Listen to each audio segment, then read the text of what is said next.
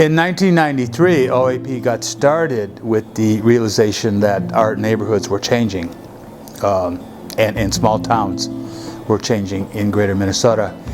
And one thing we wanted to do was to create an opportunity for young people to get into this profession called community organizing.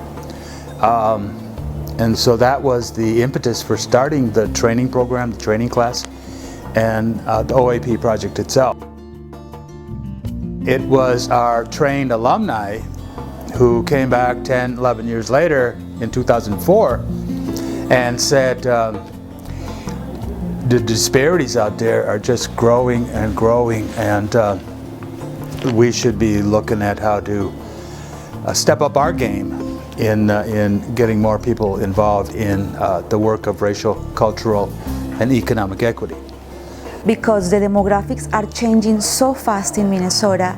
The Twin Cities are the most diverse so far, one of the most diverse, but not the only one. But greater Minnesota is becoming more and more diverse, and we can see, if we don't pay attention now, we will see the situation getting worse in greater Minnesota around health. I say greater Minnesota is the Miss Gym in Minnesota.